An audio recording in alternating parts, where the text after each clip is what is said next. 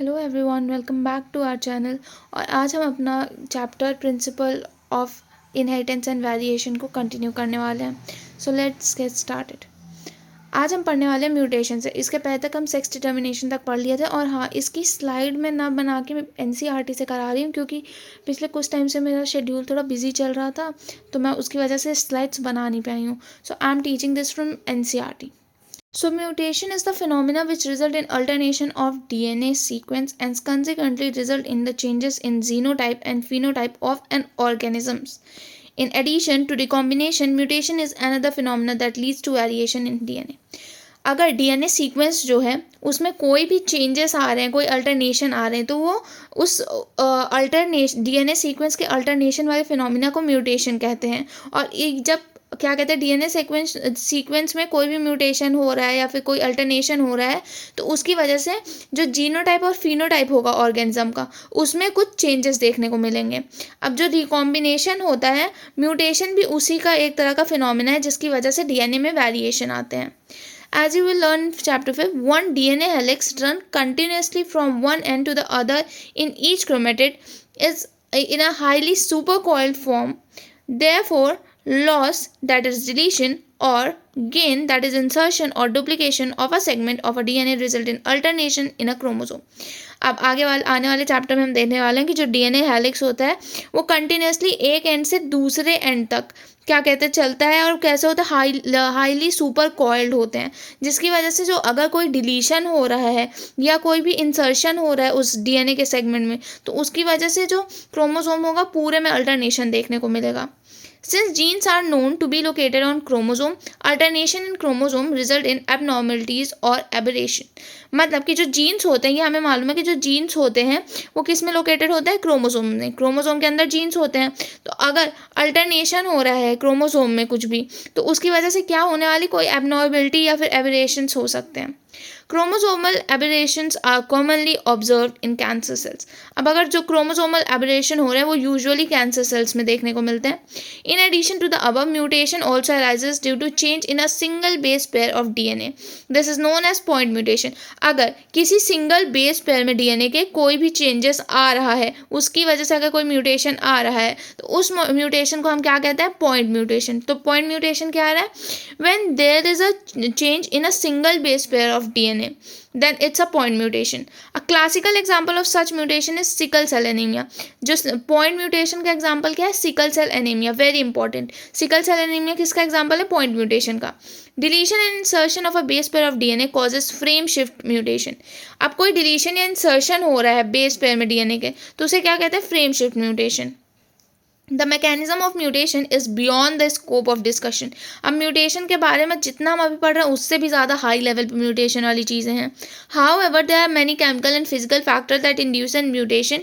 These are refer to as mutagens. UV radiation can causes mutation in organism, it is mutagen.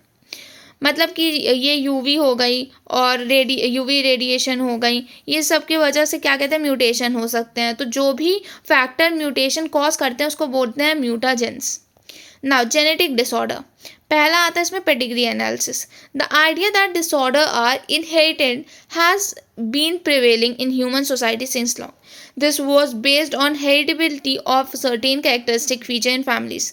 After the rediscovery of Mendel's work, the practice of analyzing inheritance pattern of trait in human beings began. Since it is evident and control causes that can be performed in pea plant or some other organisms are not possible in case of human being, study of family history about the inheritance of a particular traits provide an alternative. Such an analysis of trait in several generation of families called the pedigree analysis. जब किसी की हम family history को क्या कहते हैं, उसको उसकी फैमिली हिस्ट्री को देखते हैं इनहेरिटेंस के बारे में, कि किस पे मतलब क्या कहते हैं, फैमिली ट्री से जैसे हमें समझ आता है कि इनके ये बच्चे हैं, फिर इनसे ये हुआ, तो उससे उसी तरह का जो फैमिली हिस्ट्री होता है कि किसी के पास मान लो कोई डिसीज़ है, वो कैसे दूसरे में पास हो रहा है, तो वो चेक करने के लिए होता है क्या है, pedigree analysis. In pedigree analysis the inheritance of particular trait is represented in family tree over generation. अब पेडिग्री एनालिसिस में क्या दिखाते हैं कि क्या कहते हैं, एक जैसे कि पेडिग्री एनालिसिस में कि एक कौन सा ऐसा ट्रेट है जो इनहेरिट कर रहे हैं, एक मतलब एक मतलब एक जनरेशन से दूसरे जनरेशन में कौन से ऐसे पर्टिकुलर ट्रेट है जो इनहेरिट हो रहे हैं. In human genetic pedigree study provide a strong tool which is utilize to trace the inheritance of a specific trait, abnormality और डिसीज. तो यही है, मैंने पहले बताया था कि जो पेडिग्री होती है उससे देखते हैं कि कौन से क्या कहते हैं स्पेसिफिक ट्रेट इनहेरिट हुए हैं, कोई एबनॉर्मेलिटीज, कोई diseases. Some of the important standard symbol use in the pedigree analysis you have been shown in 4.30. ये जैसे कि है इसमें दिखा रहा है कि कौन से क्या कहते हैं कौन से सिंबल्स किसको रिप्रेजेंट करता है. जैसे स्क्वायर बॉक्स हो गया तो मेल हो गया, सर्कल हो गई तो फीमेल हो गई, और अगर ऐसा टाइप का है कुछ डायमंड शेप इसको यूजुअली बोलते हैं तो वो हो जाता है सेक्स अनस्पेसिफाइड, मालूम ही नहीं है. अब अगर क्या कहते हैं स्क्वायर है या फिर सर्कल है या फिर जो भी है उसमें अगर रेड कलर है तो मतलब वो इंडिविजुअल कैसा अफेक्टेड है. और अगर जैसे कि स्क्वायर और सर्कल के बीच में एक लाइन है मतलब वहाँ पे मेटिंग हुई है, और अगर दो लाइन है तो वो होगी कि किसी रिलेटिव में ही मेटिंग हो गई है आपस में ही. ठीक है. और जैसे यहाँ पे ये क्या हुआ, ये मेल था ये फीमेल था, दोनों के बीच में मेटिंग हुई, उसकी वजह से दो बच्चे उसके हुए, एक फीमेल हुई एक मेल हुआ. ठीक है. अब यहाँ पे कि ये मेल था ये फीमेल थी, दोनों लोग क्या कहते हैं दोनों का मेटिंग हुआ तो उससे जो बच्चा पैदा हुआ उसमें क्या है, उसमें डिसीज़ है. ठीक है. और ये क्या हुआ, इसका मतलब क्या होता है कि 5 अनअफेक्टेड ऑफस्प्रिंग हैं. Okay. As you have studied in this chapter each and every feature in organism is controlled by one or other gene located in DNA present.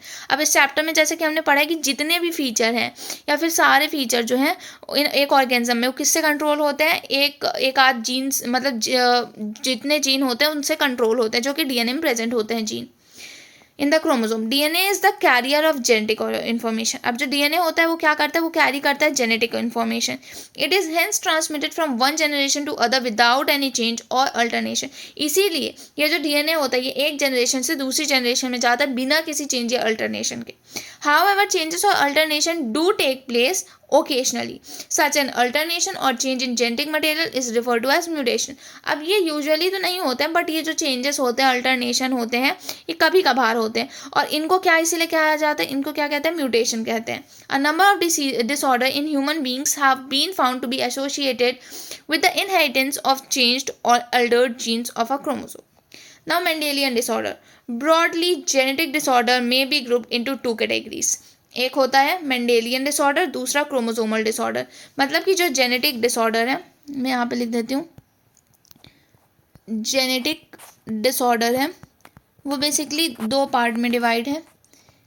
एक है मेंडेलियन डिसऑर्डर और दूसरा है क्रोमोसोमल डिसऑर्डर. दूसरा क्या है, chromosomal disorder. Mendelian disorder are mainly determined by alternation or mutation in a single gene. अगर किसी एक जीन में अल्टरनेशन या म्यूटेशन हो रहा है तो उसे क्या कहते हैं, Mendelian disorder. These disorders are transmitted to the offspring on the same line as we have studied in the principle of inheritance. The pattern of inheritance of such Mendelian disorder can be traced in a family by pedigree analysis. अब ये क्या कहते हैं, जो भी disorder को trace करना है वो किसके थ्रू हम कर सकते हैं, पेडिग्री एनालिसिस के through. Most common and prevalent Mendelian disorder are haemophilia, cystic fibrosis, sickle cell anaemia, colour blindness, phenylketonuria, thalassaemia etcetera. Very important, ये जो इनके एग्जाम्पल है ना ये बहुत ही ईजीली पूछ लेते हैं, वेरी इंपॉर्टेंट. तो मेंडेलियन डिसऑर्डर के अंदर क्या क्या आ जाता है, haemophilia, cystic fibrosis, sickle cell anaemia, colour blindness, phenylketonuria, thalassaemia और बहुत सारे होते हैं. ठीक है. It is important to mention here that such Mendelian disorder may be dominant on recessive. ठीक है. By pedigree analysis one can easily understand whether the trait in question is dominant or recessive. अब pedigree analysis से ये देख सकते हैं कि जो भी ट्रेट पास ऑन हो रहा है वो डोमिनेंट है कि रेसेसिव है. Similarly the trait may also be link to the sex chromosome as in case of haemophilia. और कभी कभी जो ऐसे ट्रेट होते हैं वो क्या कहते हैं सेक्स क्रोमोसोम से भी लिंक्ड होते हैं, जैसे कि हीमोफीलिया में हो गया. It is evident that X linked recessive trait shows transmission from carrier female to male progeny. A representative pedigree is shown in 4.14 for dominant and recessive trait. Discuss with your teacher and देखो ये है, एक है अपने पास ये है ए वाला जो है वो क्या दिखा रहा है, autosomal dominant trait for example myotonic dystrophy के बारे में, और दूसरा क्या ऑटोसोमल रेसिसिव ट्रेट जो कि है सिकल सेल एनीमिया। अब जब ना मायोटोनिक डिस्ट्रॉफी, उसमें क्या हुआ कि फीमेल को था, फीमेल अफेक्टेड थी, मेल फीमेल मेटिंग किए तो उसकी वजह से जो भी बने क्या कहते हैं इनके जो प्रोजनी निकली, ऑफ स्प्रिंग जिसको बोल सकते हैं, तो उसमें से एक बॉय अफेक्टेड था, एक फीमेल अफेक्टेड थी। अब ये जो फीमेल थी मतलब जो ऑफ स्प्रिंग थी उसने फिर से मेटिंग की, तो उसके वजह से जो एक और लड़की हुई वो भी क्या कहते हैं वो भी अफेक्टेड निकली। तो ये कौन सा हो गया, ऑटोसोमल डोमिनेंट ट्रेट।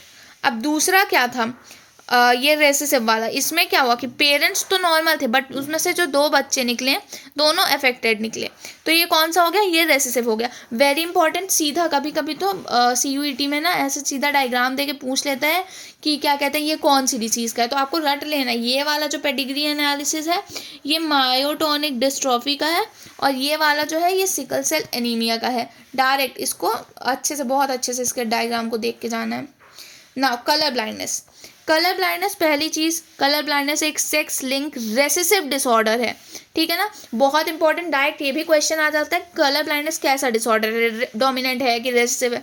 तो कलर ब्लाइंडनेस एक सेक्स लिंक्ड रेसेसिव डिसऑर्डर है due to defect in either red or green cone of eye resulting in failure to discriminate between red and green colour. अब आई के red या green cone में अगर कोई भी failure होता है तो उसकी वजह से जो एक इंडिविजुअल होता है वो क्या कहते हैं रेड और ग्रीन कलर के बीच में ना डिफरेंस नहीं देख पाता है। This defect is due to mutation in certain gene present in X chromosome. अब ये कैसे होता है कि एक्स क्रोमोसोम में कुछ सर्टेन जीन प्रेजेंट होते हैं, उनमें अगर म्यूटेशन हो गया तब ये डिफेक्ट देखने को मिलता है।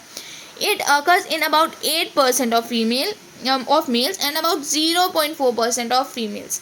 ये जो होता है ये भी बहुत इंपॉर्टेंट लाइन है, डायरेक्टली पूछ ली जाती है कि जो ये है कलर ब्लाइंडनेस ये खाली 8% मेल्स में होता है और 0.4% फीमेल में होता है। This is because the gene that lead to red-green color blindness are on X chromosome, और मेल्स के पास खाली एक X क्रोमोसोम होता है और फीमेल के पास 2 होता है।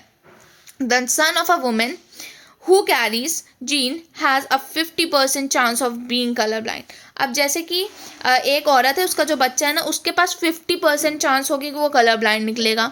The mother is not her self colour blind because the gene is recessive. अब मदर यहाँ पे खुद कलर ब्लाइंड क्यों नहीं है, क्योंकि उसके पास तो 2 एक्स क्रोमोसोम है, और अगर एक एक्स में भी कोई डिफरेंस है ना तो वो रेसेसिव हो जाएगा। That means that it effect is suppressed bye her matching dominant normal gene. A daughter will not normally be colorblind unless her mother is a carrier and her father is colorblind। अब usually जो लड़की होगी ना वो colour blind नहीं होगी until और unless जो उसकी मदर है वो कैरियर है कलर ब्लाइंडनेस की, और उसके जो फादर है वो खुद कलर ब्लाइंड है। ठीक है, इसको मैं ऐसे दिखा देती हूँ। एक ये एक्स क्रोमोसोम है वुमेन का और ये हो गया मेल का, और एक्स मान लो एक्स में जो वुमेन थी उसके क्या में एक एक्स क्रोमोसोम है, मतलब कि ये एक डिफेक्टेड वाला हो गया, और मेल में मान लो एक ये डिफेक्टेड है। ठीक है, तो अब इसके वजह से एक्स एक्स ये निकला एक, फिर उसके बाद ये क्रॉस होगा तो एक्स वाई एक निकला, एक ये क्रॉस होगा तो ये निकला, और इसके बाद ये निकला। अब इसमें देखो इसमें जो डॉटर हुई है ये 2 डॉटर हुए, दोनों के चांसेस क्या है कि दोनों कैरियर निकलेगी हीमोफीलिया में, दोनों में से किसी को भी एग्जैक्ट हीमोफीलिया नहीं होने वाला है। बट यहाँ पे क्या कहते हैं ये वाला हो गया कि ये कैरियर है, ये वाले में कलर ब्लाइंडनेस ही है। क्यों है, क्योंकि यहाँ पे लिखा है unless her mother is a carrier. अब यहाँ पे एक एक्स में खाली चेंज है तो ये वाला क्या हुआ, इसकी मदर कैरियर हो गई, और फादर के अगर एक में भी होगा ना तो वो सीधा कलर ब्लाइंड होता है, तो उसकी वजह से जो लड़की होगी वो कलर ब्लाइंड हो सकती है। और सेम यहाँ पे 50% चांस है मेल में कि वो क्या कहते हैं कलर ब्लाइंड हो सकता है ना। हीमोफीलिया, हीमोफीलिया कैसा है, ये भी सेक्स लिंक्ड रेसेसिव डिसीज है which shows it transmission from unaffected carrier female to some of the male progeny has been widely studied. In this disease, a single protein that is a part of the cascade protein involved in the clotting of blood is affected. Due to this, in an unaffected individual, a simple cut will result in non-stop bleeding. ठीक है ना। अब इसमें क्या होता है कि ये जो डिसीज़ होती है ना which shows its transmission from unaffected carrier female to some of the male progeny, has widely studied. In this disease, a single protein that is a part of cascade of proteins involved in clotting. अब देखो, जब clotting of blood होती है तो उसमें बहुत सारे proteins होते हैं, ठीक है ना, यूज़ होते हैं. उनमें से अगर किसी एक प्रोटीन में कोई भी डिस्टर्बेंस हुई है तो उसकी वजह से क्या कहते हैं, ये हीमोफीलिया जो है वो किसी भी एक इंडिविजुअल में देखने को मिलेगा. अब हीमोफीलिया में होता क्या है कि अगर किसी इंसान को हल्का सा भी कट लग गया तो उसमें नॉन स्टॉप ब्लीडिंग होने वाली है. इसमें क्या होता है कि फीमेल जो होती है वो हेट्रोजाइगस होती है, carrier for haemophilia, may transmit the disease to son. The possibility of female becoming hemophilia is extremely rare because mother of such female has to be least carrier and the father should be hemophilic. अब इसमें भी ये भी same colour blind जैसे है कि इसमें जो फीमेल होगी ना उसका हीमोफिलिक होना बहुत ही कम रेयर है. ये कब हो सकता है? जब उसकी जो फीमेल जो मदर है लड़की की वो खुद एक कैरियर है और फादर जो है वो हीमोफिलिक है. The family pedigree of Queen Victoria shows a number of hemophilic descent as she was a carrier of the disease. अब क्वीन विक्टोरिया के फैमिली में ना ये हीमोफीलिया डिसेंट जो है वो बहुत देखने को मिला क्योंकि जो क्वीन विक्टोरिया थी ना वो एक इस डिसीज़ की कैरियर थी. अब आ जाता है अपना sickle cell anaemia. Sickle cell anaemia कैसा है? ये एक ऑटोजोम लिंक्ड रेसेसिव ट्रेट है that can be transmitted from parents to the offspring when both the partners are carrier for the gene or heterozygous. जो सिकल सेल एनीमिया ये एक autosome linked recessive trait है जो कैसे transferred होता है parents और ऑफस्प्रिंग में अगर दोनों जो पार्टनर हैं दोनों ही कैरियर हैं जीन के, है ना. The disease is controlled by single pair of allele HbA and HbS. Out of 3 possible genotypes, only homozygous individual for SBS shows the disease phenotype. Heterozygous individual appear apparently unaffected, but they are the carrier of the disease as they have 50% probability of transmission of the mutant gene of the progeny, thus exhibiting sickle cell trait. अब इसमें है क्या कि जब तक जब HbS आया तभी खाली वो क्या कहते हैं अफेक्टेड माना जाएगा, है ना, अफेक्टेड. ये क्योंकि होमोजाइगस कंडीशन में हो गया. अगर एक HbA है और एक HbS है तो ये क्या होगा, ये हो जाएगा कैरियर क्योंकि ये हेट्रोजाइगस कंडीशन में है. Now, the defect is caused by substitution of glutamic acid by valine at the 6th position of beta globulin chain of the hemoglobin molecule. very very very important. ये तो सीधा question पूछा जाता है और इसको तो पढ़ ही लेना कि ये जो डिफेक्ट होता है ना कि किसकी वजह से होता है. जब 6th पोजीशन में ग्लूटामिक एसिड की जगह पे वैलिन आ जाती है तो वहाँ पे क्या होता है, वहाँ पे सिकल सेल एनीमिया होती है.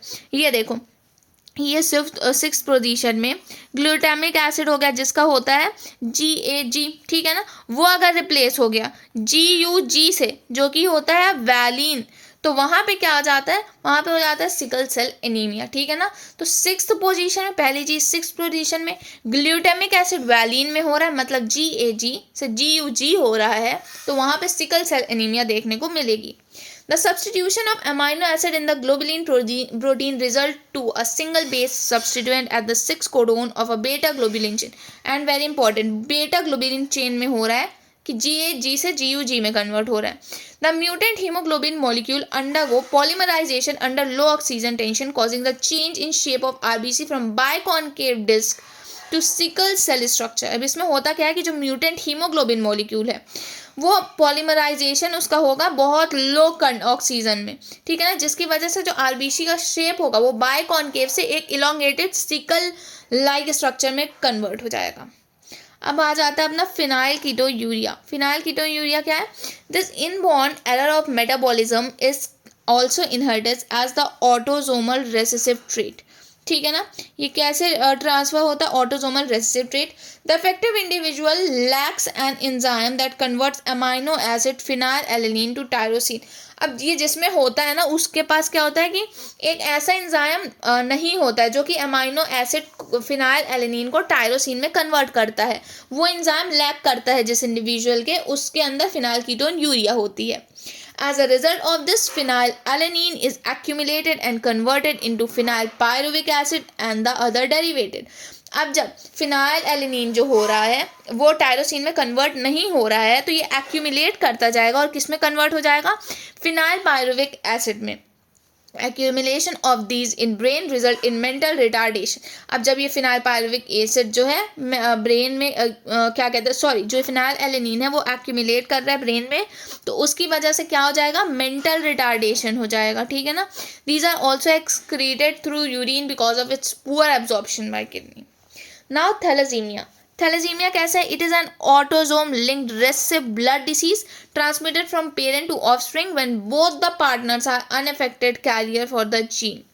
मतलब कि क्या कहते हैं कि ये कब जो थैलेसीमिया वो auto linked recessive blood disease है, जिसमें कि जो दोनों पेरेंट्स होते हैं ना, मेल फीमेल मम्मी पापा जो होते हैं, वो दोनों जो है वो कैरियर, दोनों क्या है, कैरियर है, ठीक है ना। उन दोनों में से कोई अफेक्टेड नहीं है, दोनों कैरियर हैं। The defect could be due to either mutation or deletion which ultimately result in reduced rate of synthesis of one globin chain, alpha and beta chain that make up hemoglobin। अब ये होता कैसा है कि जो mutation या deletion हो गया किसी भी एक ग्लोबुलिन चेन में, तो जिसकी वजह से पूरे हीमोग्लोबिन पे इफेक्ट पड़ता है। This causes the formation of abnormal haemoglobin. अगर यहाँ पे कोई भी म्यूटेशन या फिर डिलीशन हो रहा है क्या कहते हैं ग्लोबुलिन चेन की सिंथेसिस में, तो उसकी वजह से एक एबनॉर्मल हीमोग्लोबिन बनता है, जिसकी वजह से क्या हो जाता है, एनीमिया हो जाता है। क्या होता है, anaemia, which is characteristic of this disease. मतलब कि थैलेसीमिया को कैरेक्टराइज किससे किया जाता है, एनीमिया से। Thalassaemia can be classified according to which chain of haemoglobin molecule is affect. अब थैलेसीमिया को कैसे क्लासीफाई कर रहे हैं कि कौन सी चेन में इफेक्ट आया है हीमोग्लोबिन की। In alpha thalassaemia production of alpha globulin chain is affected, while in beta thalassaemia production of beta globulin chain is affected. अब अल्फा थैलेसीमिया में क्या होता है कि जो अल्फा ग्लोबुलिन चेन है उसमें इफेक्ट आया है, और बीटा थैलेसीमिया में जो बीटा ग्लोबुलिन चेन होता है उसमें इफेक्ट आया है। Alpha thalassemia is controlled by two closely linked genes, that is HBA1 and HBA2 on chromosome number 16 on each parent, and it is observed due to mutation or deletion of one or more of the four genes।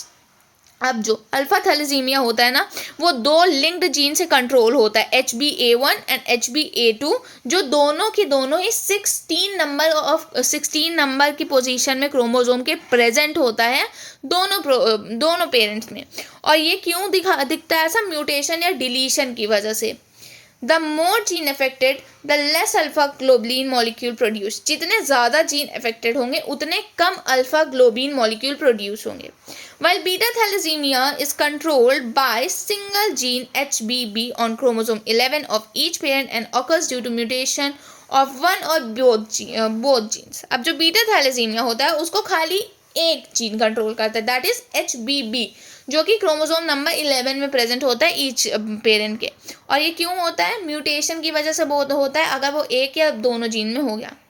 Thalassaemia differs from sickle cell anaemia in the former is a quantitative problem of the synthesis too few globulin molecule, while the later is qualitative problem। very important। जो thalassaemia होता है, thalassaemia वो quantitative problem है, और जो sickle cell anaemia है वो qualitative problem है, ठीक है। थैलेसीमिया क्वांटिटेटिव प्रॉब्लम है, sickle cell anaemia qualitative problem है। Very important. अब आ जाता है अपना क्रोमोसोमल डिसऑर्डर। क्रोमोसोमल डिसऑर्डर में क्या है, the chromosomal disorder on the other hand are caused due to absence or excess or abnormal arrangement of one or more chromosome. अगर एक से या एक से ज़्यादा क्रोमोसोम एब्सेंट है, या फिर उनका बहुत एक्सेस में है, या फिर कोई अलग ही एबनॉर्मल तरीके से उनका अरेंजमेंट है, तो वो क्या होता है, वहाँ पे क्रोमोसोमल डिसऑर्डर आ जाता है।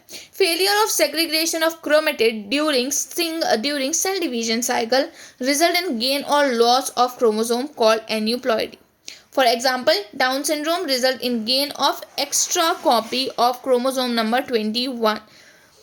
डाउन सिंड्रोम में क्या हुआ कि एक एक्स्ट्रा कॉपी हो रही है क्रोमोसोम नंबर 21 की। सिमिलरली टर्नर सिंड्रोम में क्या हो रहा है, due to loss of X chromosome in human female. Turner syndrome में क्या हो रहा है कि एक्स क्रोमोसोम जो हो रहा है ह्यूमन फीमेल में वो लैक कर रहा है। Failure of cytokinesis after telophase of the stage of cell division result in an increase of whole set of chromosome in an organism, and this result is known as polyploidy. This condition is often seen in plants. अब अगर कोई एक whole set of chromosome number में increase आ रहा है तो वहाँ पे क्या देखने को मिलता है, पॉलीप्लॉइडी। ओके, या और अगर देखो अगर सिंगल किसी एक में गेन या लॉस हो रहा है उस क्रोमोसोम में तो उसको बोलेंगे एन्यूप्लॉइडी, और अगर बहुत में हो रहा है एक होल सेट ऑफ क्रोमोसोम में तो polyploidy. The total number of chromosome in normal human cell is 46। 23 pair out of 22 pairs are autosome and 1 pair of chromosomes are sex chromosome. 46 chromosome होता है, 46 क्रोमोसोम मतलब 23 पेयर्स। ओके, अब 23 pairs में 22 जो होता है वो ऑटोसोमल होता है और एक पेयर जो होता है वो सेक्स क्रोमोसोम का होता है। Sometime through rarely either an additional copy of a chromosome may be included in an individual, or an individual may lack or one of any one pair of chromosome. This situation are known as trisomy or monosomy of a chromosome. अब इसमें क्या लिखा है कि कभी कभी क्या होता है, रेयरली या तो एडिशन हो रहा है किसी एक क्रोमोसोम का, या फिर किसी इंडिविजुअल में एक क्रोमोसोम लैक कर रहा है एक किसी पेयर से, तो उसको उस कंडीशन को क्या बोलते हैं, ट्राइसोमी बोलते हैं या फिर मोनोसोमी ऑफ अ क्रोमोसोम। ठीक है, अगर एक एक्स्ट्रा आ रहा है तो ट्राइसोमी, अगर एक कम हो रहा है तो monosomy. Such a situation lead to very serious consequences in individual. Down syndrome, Turner syndrome, Klinefelter syndrome are common example of chromosomal disorder. Very very important. Chromosomal disorder के example क्या है, down syndrome, Turner syndrome, Klinefelter syndrome. अब down syndrome क्या है, The cause of this genetic disorder is the presence of an additional copy of chromosome number 21. अब 21 number के chromosome की अगर एक और कॉपी हो गई तो उसे क्या, पहली चीज़ तो उसे ट्राइसोमी ऑफ 21 कहेंगे। ठीक है, this disorder was first describe by Langdon down in 1866।